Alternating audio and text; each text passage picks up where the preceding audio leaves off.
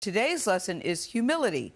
Steve revisits a story of his own from 2020 to reflect on what he learned during what he says was a humbling afternoon on the hockey rink. Good morning. I'm Emmett, and this is Meryl. And this is our lesson on humility. Our dad will be along in a minute. He's actually our guest today. Yeah, but first, over to my older brother George, who's filling in at the dictionary desk. I'm defining humility as being free of arrogance, acknowledging your weaknesses, and not bragging that you're all that. Right. And this is important because if you're not humble, you could end up like my dad did in this story. Pulled from our archive, filed under humility. When a former Zamboni driver took to the ice a few years ago as an emergency replacement goaltender, he stopped 8 out of 10 shots and became an overnight sensation. Interviews and autographs, everyone celebrating the average Joe who appeared to be as good as an NHL goalie. But I wondered if maybe the opposite was true, that maybe NHL goalies are no better than the average Joe.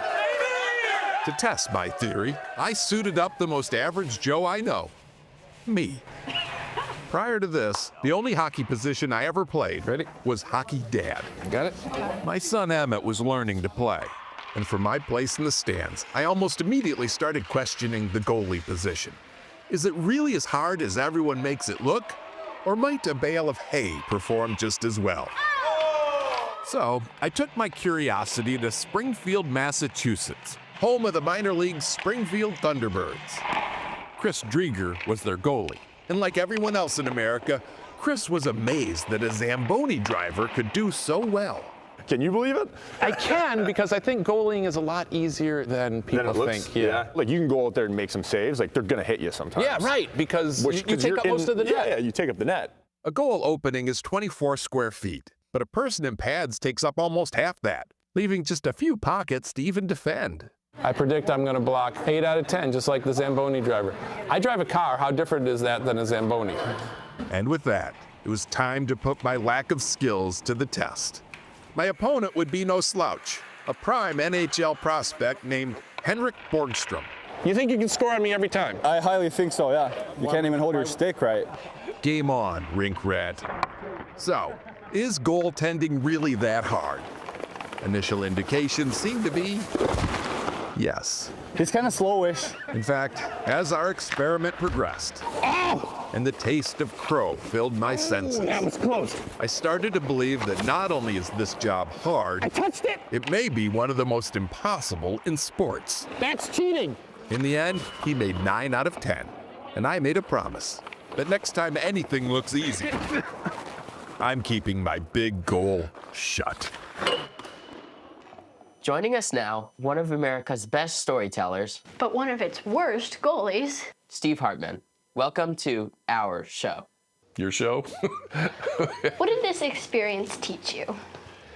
It taught me that arrogance is the enemy of humility. I made an assumption about something that I knew very little about.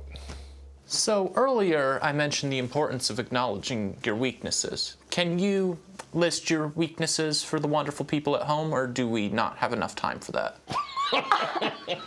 Oh, yeah, the list is kind of long. Eat too much sugar. Stealing my Twizzlers. I was going to say, yeah, sorry about that. Water shoes are also a bucket item. I borrowed your water shoes, okay. Okay, this is actually a good, serious question.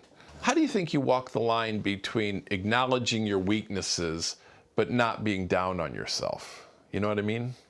I think the key is reframing your weaknesses as areas that you need to grow in. And that makes it so that they're not bad things, they're just potential to be good things. That was good. Yeah. So to sum up, humility helps you learn from your mistakes and makes you more enjoyable to be around. And finally, as for my hockey goalie dad, I think we can all agree this lesson was definitely a good save.